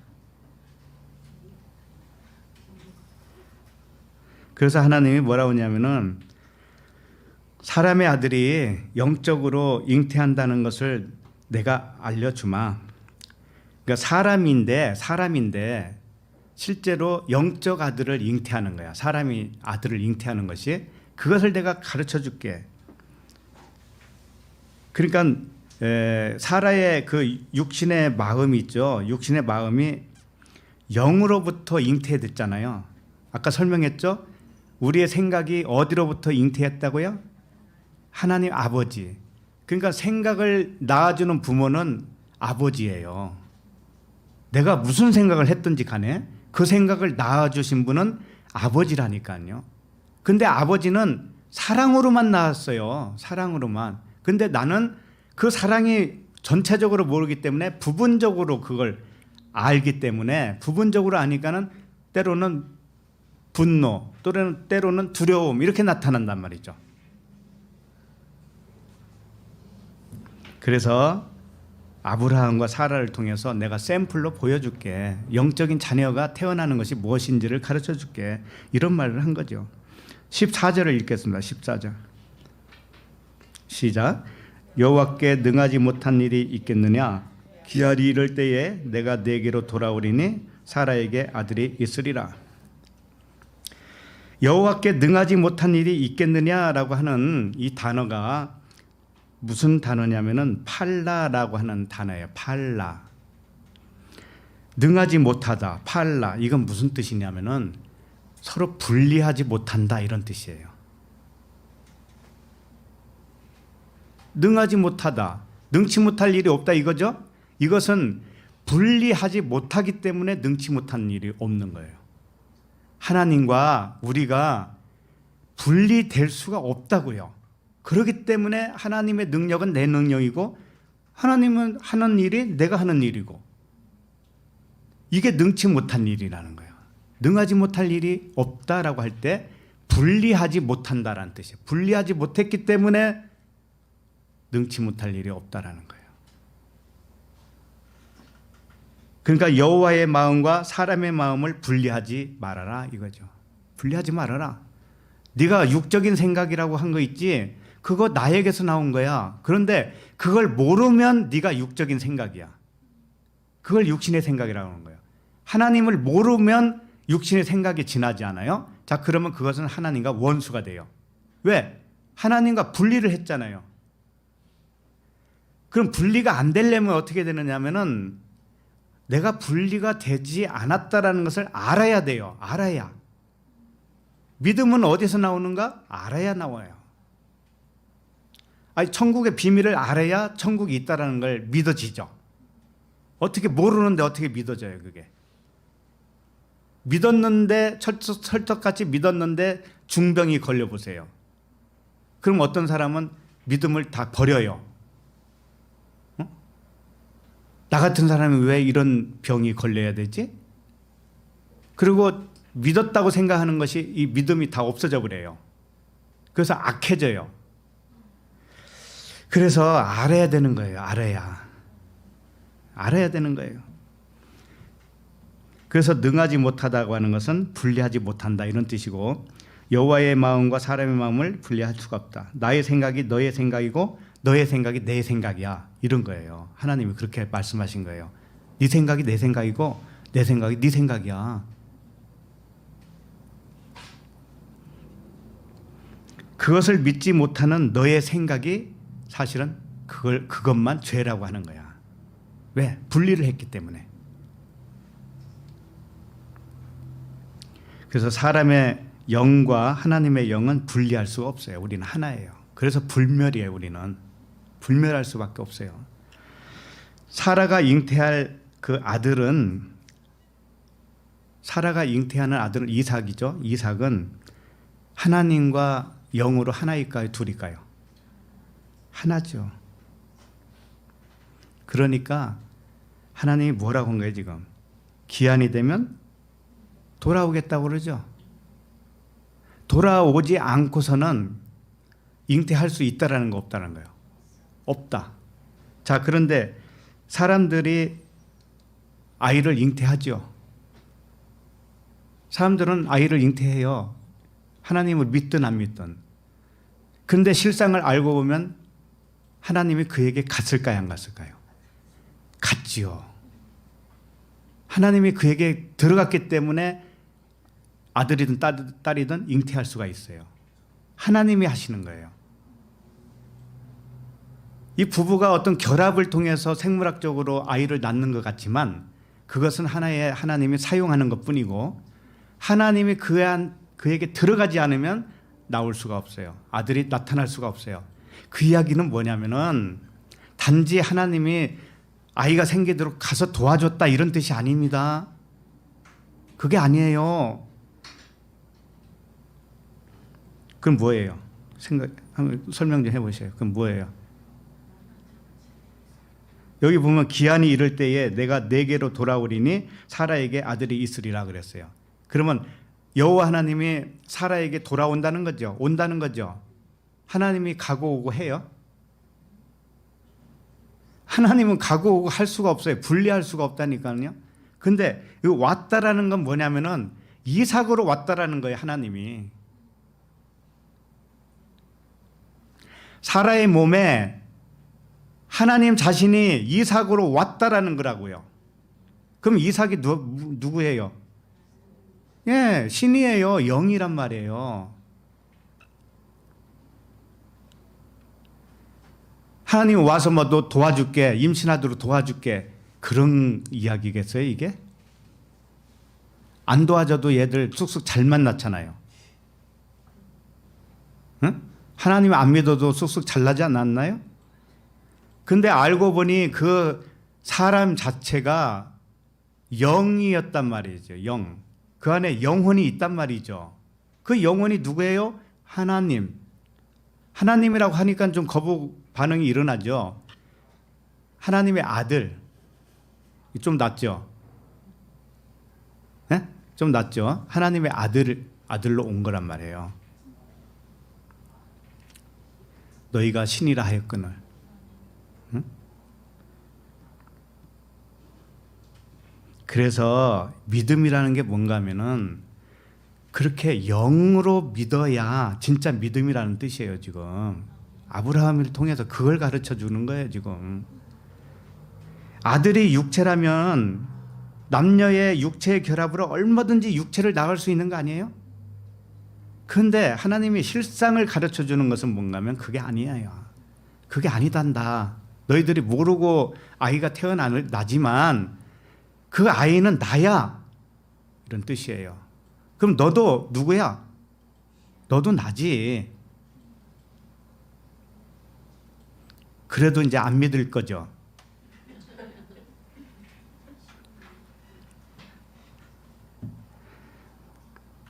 그러니까 아브라함과 사라의 교훈은 사람을 하나님의 영으로 알아라, 그리고 믿어라. 그래서 아는 것과 믿는 것이 하나가 되어야지, 이걸 가르쳐 준 거예요. 자, 그러면은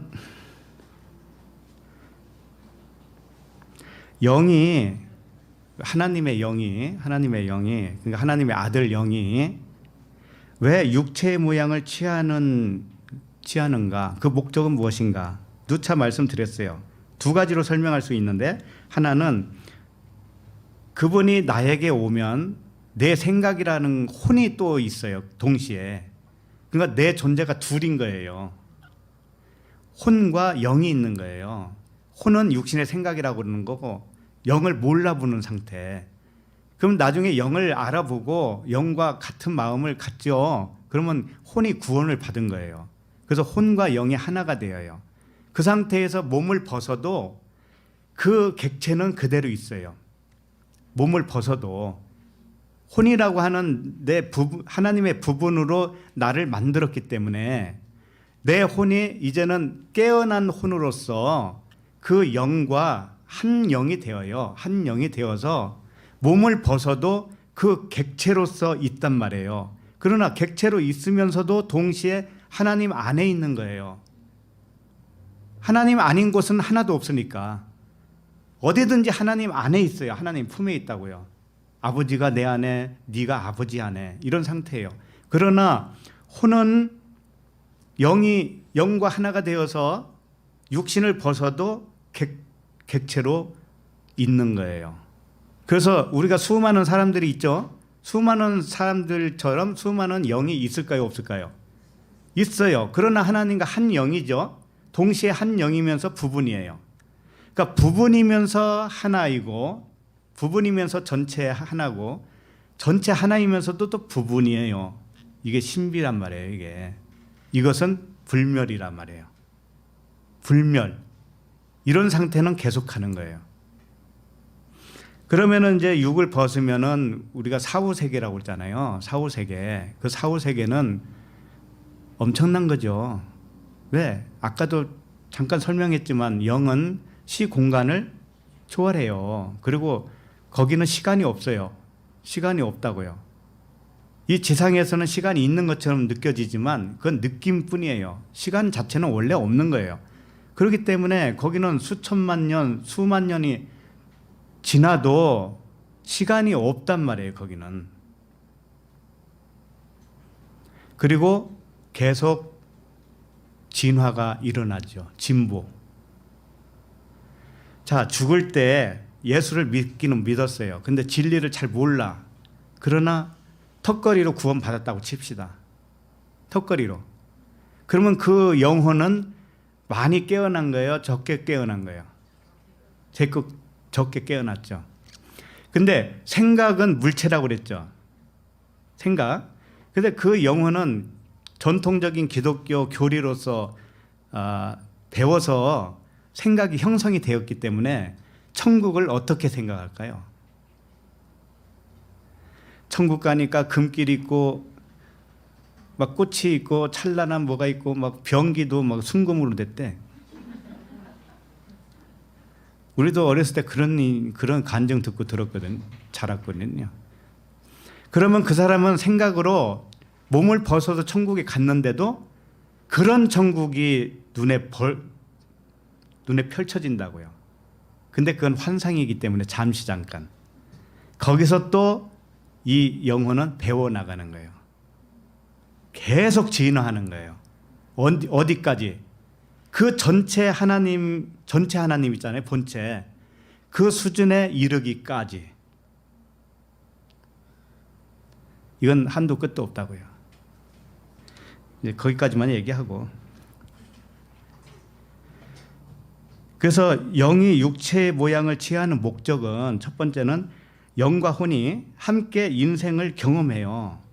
경험함으로 인해서 하나님이 완전하신 분인 것을 증명을 받아요. 두 번째는 혼이 깨어나서 진보를 이루기 위해서예요. 이 세상은 그 목적이 있어요. 내 혼이 계속적으로 진보가 일어난다고요. 자라남. 그러니까 그리스도의 장성한 분량에까지 이르기를 바란다는 말씀이 있죠. 그와 같이 나라고 하는 혼적인 존재가 계속 자라나야 되는 거예요. 덜 자랐는데 죽을 수도 있어요, 그건. 그러나 몸을 벗어도 계속 자라나는 거라고 그랬죠. 예.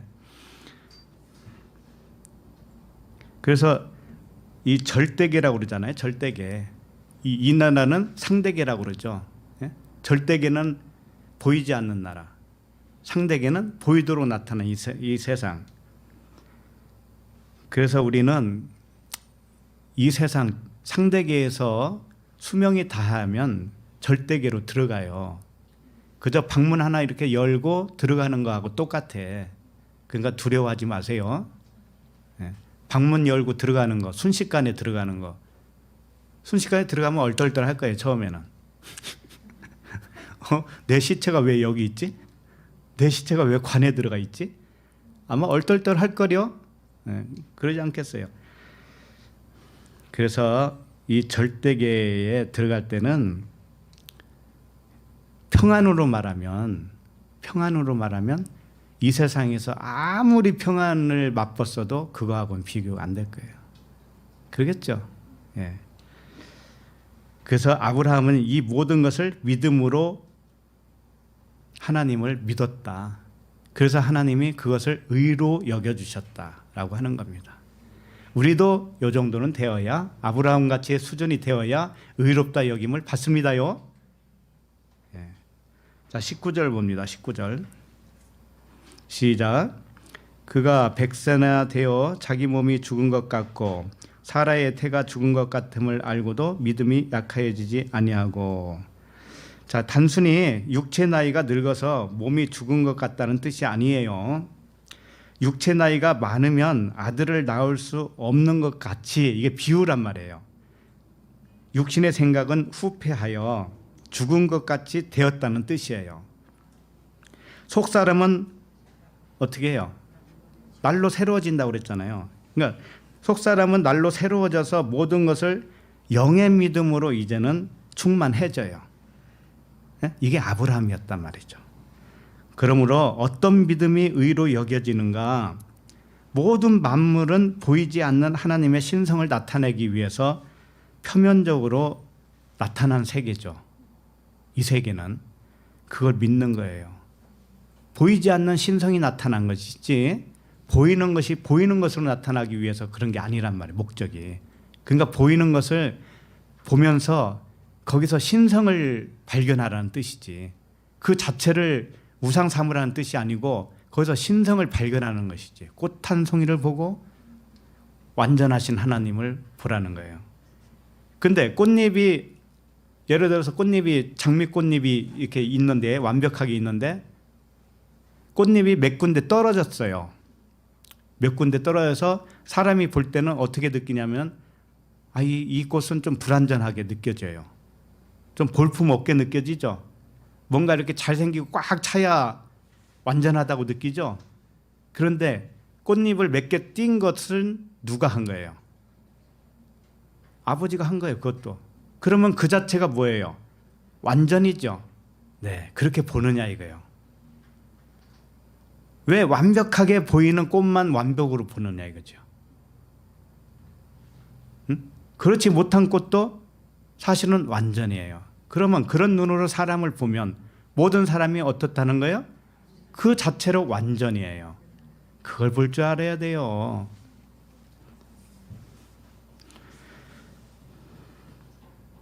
자, 그러면 20절을 봅니다. 20절 시작. 믿음이 없어 하나님의 약속을 의심하지 않고 믿음으로 견고하여져서 하나님께 영광을 돌리며. 예. 믿음이라고 하는 것은 내 이름이 여호와의 이름이다. 내 이름이 그리스도라고 하는 이름이다. 이것이 믿음입니다. 그러죠? 예수 그리스도의 이름으로 기도합니다라고 하는 것은 내가 그 그리스도의 이름으로 기도하는 거죠. 내가 빌린 게 아니에요. 그래서 육체 안에 있는 나의 이름은 그리스도예요. 그리스도로서 아버지께 기도한다는 뜻이에요. 자, 요한계시록 19장 11절 제가 읽어드립니다. 여기 보면 또 내가 하늘이 열린 것을 보니 보라 백마와 그것을 탄 자가 있으니 그 이름은 충신과 진실이라. 그가 공의로 심판하며 싸우더라. 자, 백마와 그것을 탄 자가 누구냐면은 그리스도잖아요. 그리스도인데 그리스도의 이름이 있다라는 거예요. 이름이 뭔가 하면은 충신과 진실이라는 거예요. 근데 충신이 뭐냐면 피스토스예요. 믿는 자라는 뜻이에요. 이름이 믿는 자. 진실은 뭐라고 하냐면 알레티노스, 참된 진리가 된 자예요. 쉽게 말하면 참된 진리가 된 자. 그러니까 그리스도라고 하는 이름은 뭐냐면은 믿음, 그 다음에 진리 이런 뜻이란 말이에요. 그러니까 믿음과 진리는 그리스도의 이름이라니까요. 자, 그럼 우리가 하나님의 아들로서 하나님을 믿죠. 그럼 믿음이 있잖아요, 내가. 그러면 내가 누구라는 거예요? 그리스도. 진리를 알았죠. 그러면 진리가 내가 진리의 아들이죠. 그러면 내가 누구라는 거죠? 그리스도. 이렇게 믿음으로 견고하여져서 하나님께 영광을 돌릴 수 있다. 이런 말씀이에요. 자, 21절 봅니다. 자, 시작. 약속하신 것을 또한 능히 이루실 줄을 확신하였으니. 약속하신 그것을 능히 이루실 줄을 확신하노니. 이거 문자적으로 보면 늙은 아브라함과 사라에게 아들을 주겠다는 약속이죠. 일단은 스토리상으로 보면 그 약속을 능히 이행하시리라 확신했다는 뜻이죠. 문자적으로 보면.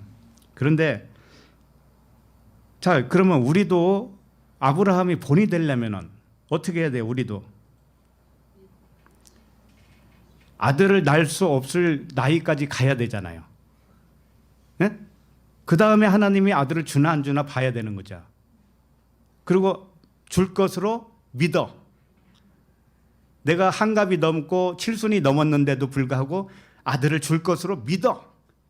이게 아브라함의 자손인가요? 믿음의 자손인가요?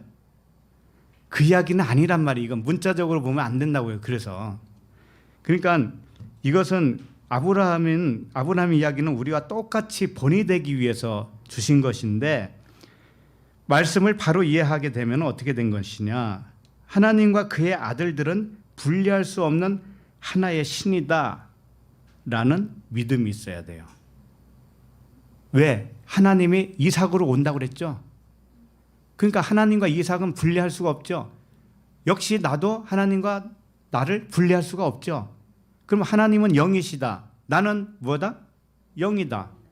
똑같잖아요. 그렇게 분리하지 말라라는 거예요. 이게 믿음인 거예요. 이게.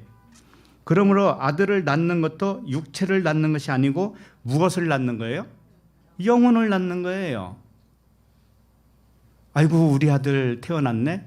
그것만 좋아하지 말고 아하 하나님이 태어났구나. 이렇게 좀 볼 줄 알라니까요.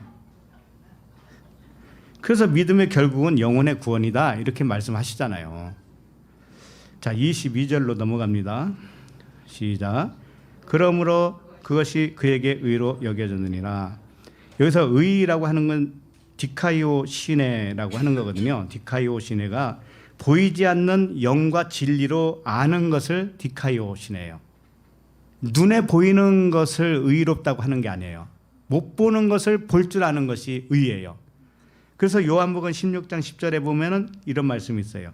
의에 대하여라 함은, 의가 뭔가, 내가 아버지께로 가니 너희가 다시 나를 보지 못하며, 이랬단 말이에요. 못 봐야, 예수 육체를 보지 못해야 그게 의야 라고 하는 것이죠. 자, 그러면 예수님을 육체로 안 보면은 예수님을 무엇로 보느냐면은 아버지로 보는 거예요. 응? 하나님 아버지로 본다고. 그럼 우리도 육체로 안 보려면 무엇로 봐야 돼요? 옆 사람을 아버지를 봐야지. 그러니까 예수님이 그랬잖아요. 나를 본 자는 아버지를 보았거늘. 안 그랬어요? 그럼 옆 사람을 보면서 아버지 한번 해보세요. 왜냐하면은 내 생각을 낳는 분이 누구라고 그랬어요? 아버지라고 했잖아요. 부모. 너희가 하나님의 성전인 것과 이런 말씀 들었어요? 성전이 아버지예요. 그럼 내가 아버지라는 거잖아요. 너희가 하나님의 성전이니까 네가 아버지지. 안 그래요? 절대 그렇게 안 믿어질래요?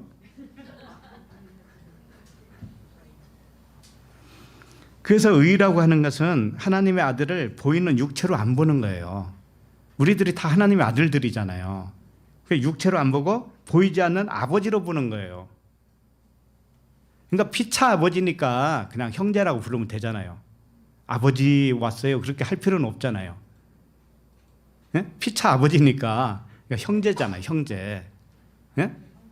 형제 자매 이렇게 부르면 되잖아요. 아브라함이 이런 믿음을 가졌기 때문에 의로 여김을 받은 거예요. 다른 게 아니라니까요. 근데 이렇게 의롭다함을 받은 사람이 아브라함 뿐이겠어요? 그렇진 않겠죠. 그 다음 절 읽어봅시다. 시작. 그에게 의로 여겨졌다 기록한 것은 아브라함만 위한 것이 아니요. 그죠? 그러니까 아브라함의 믿음의 삶을 성경에 기록한 이유는 아브라함뿐만 아니라 모든 믿음의 아들들도 아브라함과 같은 본을 받고 발자취를 따르게 하기 위함이다. 이거예요. 그러니까 우리들도 후손들에게 믿음을 전수시키려면은 지금 이와 같은 믿음으로 전수를 시켜줘야 돼요. 아셨죠? 그냥 예수 믿어라, 교회 가라 이런 차원 가지고는 안 된다 이거예요. 차라리 교회 안 가도 좋으니 진리를 바르게 알아라. 차라리 그렇게 하세요. 그러면 깨닫고 나면 교회 오겠죠. 처음부터 무거움을 주지 말라고요. 자, 24절을 봅시다. 24절 시작. 의로 여기심을 받을 우리도 유함이니 곧 예수 우리 주를 죽은 자 가운데서 살리신 이를 믿는 자니라. 그러니까 아브라함을 믿음의 조상으로 세운 것은 우리도 유함이죠. 우리도 유함이에요. 아브라함과 예수 그리스도를 하나로 일치시키는 의도를 여기서 알아차려야 돼요. 여기서 은근슬쩍 지금까지 계속 아브라함 이야기 하다가 24절에 보면은 곧 예수 우리 주를 죽은 자 가운데서 살리신 이를 믿는 자니라. 살짝 이제 예수 그리스도로 넘어온 거예요. 바톤이 넘어왔어요. 그래서 다음부터는 계속 예수 그리스도에 관해서 말씀을 하시는 겁니다. 그러니까 아브라함과 예수 그리스도를 하나로 일치시키는 거예요. 아브라함이 한 모든 그 믿음의 발자취는 예수 그리스도의 십자가의 죽음과 부활과 똑같은 거야. 내용이 달라 보이지만 똑같은 거야. 이런 뜻이에요. 자, 예수님이 십자가에 죽으셨죠? 그게 뭔가 하면은 아브라함으로 말하면 육적으로 이제 죽었다라고 여긴 거죠. 예, 그게 죽음이에요. 그런데 예수님이 다시 살아나셨죠? 그리스도로 살아나셨어요? 그러면 아브라함이 살아난 건 뭘까요? 이삭을 받은 것이 살아난 거예요. 이삭이 낳은 것이 산 거예요. 이게 다 일치되는 거란 말이에요. 그래서 아브라함을 통해서 하나님을 믿는 것과 예수 그리스도를 통해서 하나님을 믿는 것은 동일한 것이다. 동일한. 그래서 예수 그리스도가 오시기 이전에도 구약 성도들도 똑같이 아브라함을 보고 자기가 본이 되어서 자기 안에서 똑같은 죽음과 부활이 일어난 거예요. 예. 그래서 의롭다 여김을 받는 방식은 동일해요. 구약이나 신약이나 미래나 처음부터 아브라함 이전이나 다 똑같아요. 자, 25절 봅니다. 시작. 예수는 우리가 범죄한 것 때문에 내줌이 되고 또한 우리를 의롭다 하시기 위하여 살아나셨느니라. 예수는 우리가 범죄한 것 때문에 내줌이 됐다고 했는데 범죄가 뭘까요? 아까 생각, 사람의 생각에 대해서 쭉 설명했죠. 하나님은 사랑으로 내 마음을 움직여서 사랑이 이거다라고 내어 보냈는데 나는 그걸 몰라요. 그러니까 화도 내고 분도 내고 시기도 내고 미움도 내고 그랬단 말이죠. 이게 육신의 생각이에요. 이게 범죄예요. 자, 생각은 아까 뭐라고 그랬어요? 물체라고 그랬죠. 생각은 물체라고 그랬어요. 물질이라고. 생각은. 그렇기 때문에 생각은 물질을 만든다. 물질과 똑같다 할 때 이 물질은 보이죠. 그럼 보이도록 나타나면 이걸 범죄라고 그러는 거예요. 보이도록 나타나면 범죄예요. 무조건. 근데 사랑은 보여요, 안 보여요? 안 보여요. 그러니까 육신의 생각은 물체를 만들고 사랑의 생각, 그건 영의 생각이죠. 영의 생각은 비물질을 만들죠. 천국을 만들죠. 그렇죠? 이와 같이. 그래서 범죄는 파랍토마라고 하는 단어인데 옆으로 떨어졌다 그런 뜻이에요. 하나님은 영이신데 옆으로 떨어졌어요. 이게 무슨 뜻이에요? 나타났다 이거죠. 나타났다. 옆에 것으로 나타났다. 이 보이는 세계로 나타났다. 말씀이 육신이 되어서 보였다 이거지. 나타났다. 이게 뭐냐면은 범죄라고 그러는 거예요. 이걸 범죄라고 그러고 불의라고 그래요. 이걸. 그냥 불의한 재판관, 불의한 청지기 이런 말씀이 있잖아요. 그게 예수를 의미하는 거예요. 육신 예수를 의미한다고요. 그러나 예수 그리스도는 죄의 모양은 있어요. 육신을 가졌으니까. 그러나 죄는 없어요. 왜냐하면은 그분은 우리처럼 헛발질하는 분이 아니에요. 영을 모르니까 처음에 우리들은 육신의 생각으로 발동을 했잖아요. 그런데 예수님은 그런 게 없다고요. 영과 혼이 완전 일치돼서 한 영으로 있는 거예요. 처음부터 한 영으로 오셨어요. 예수 그리스도는 그런 분이에요. 그래서 죄는 없으신 분이에요. 우리와 똑같이 체휼하시지만 죄는 없으신 분이에요. 범죄하지 않았단 말이에요. 그래서 범죄한 우리들을 위해서 내어줬다. 내어줬다라고 하는 것은 뭔가 하면은 전수했다라는 뜻이에요. 전수. 죄 없는 자로 만들어줬다. 우리를 똑같이. 예수 그리스도가 몸을 입고 있지만 그분은 죄가 없는 것처럼 우리도 혼이 깨어서 이제 영을 진리를 알죠? 그러면 죄가 없는 자가 된 거예요. 이걸 부활의 몸이라고 하는 거예요. 지금 우리들이 다 부활의 몸이야 이게. 다른 부활을 생각하지 마세요. 자, 그래서 그런 말씀이에요. 그리고 우리를 의롭다 하시기 위하여 살아나셨느냐 그랬는데 죽음의 의미를 깨닫게 해가지고 죽음이 뭔지 알아? 죽음은 이렇게 보이도록 나타나고 내 생각, 잘못된 생각이 하나님의 사랑을 육신의 생각으로 빚어 만들어버린 것이 이게 죄구나, 이게 범죄구나, 이걸 알아요. 그러면 내가 죽은 자네. 내 생각은 다 환상이었네. 이거잖아요. 환상은 뭐예요? 죽은 거지 뭐예요? 없는 것인데. 그러니까 그걸 깨닫게 되면 이제는 살아나야 되지 않느냐 이거죠. 살아나면은 진리로 살아나는 거잖아. 그러면 오직 마음을 새롭게 하는 거예요. 우리가 이제 새로 변화되는 거예요. 마음을 새롭게 함으로 변화를 받아서 하나님의 선하시고 기쁘시고 온전하신 뜻이 무엇인가를 깨닫는 자가 된 거예요. 이게 살아난 자예요.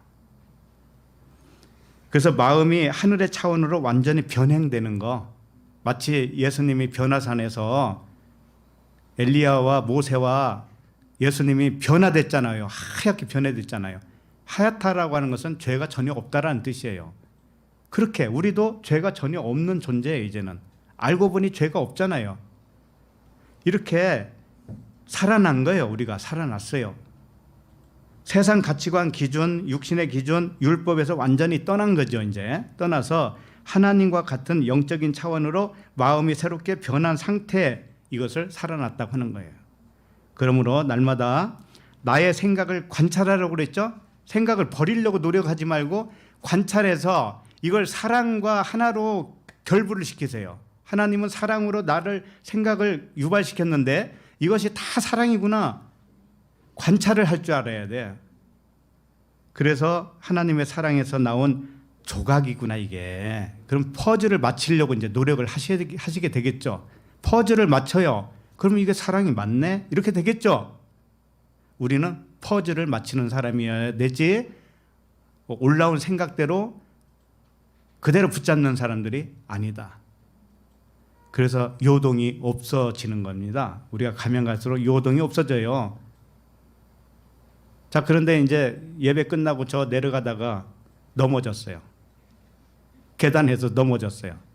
그럼 입에서 무슨 소리가 나올 거예요? 이건 조각이야.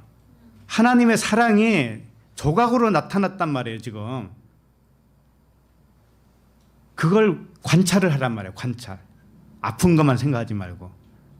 넘어졌으니까 재수없다, 이런 생각만 하지 말고, 이걸 하나님이 지금 사랑으로 나를 표현했는데 조각으로 왔기 때문에 나는 지금 퍼즐을 맞춰야 돼요. 관찰을 하시라고요, 관찰. 그리하면 항상 기뻐하게 될 거예요. 관찰한다는 게 뭔가 하면 쉬지 말고 기도하는 거예요. 범사에 감사하게 될 것입니다. 예, 기도하겠습니다. 하나님 아버지, 아브라함을 통해 믿음이 무엇인지 알게 하시고 의로 여겨주신 아버지의 사랑에 감사합니다. 아브라함의 믿음은 그리스도의 믿음이요, 동일한 믿음의 이름으로 그리스도가 내 안에 있는 줄로 확신하게 하심을 감사합니다. 육신의 생각을 없애버려야 할 그런 더러운 것으로 여기지 않게 하시고 나의 생각을 관찰하고 분별하여서 사랑의 음성으로 알아차리게 하실 아버지께 감사를 드립니다. 예수 그리스도 이름으로 기도합니다. 아멘.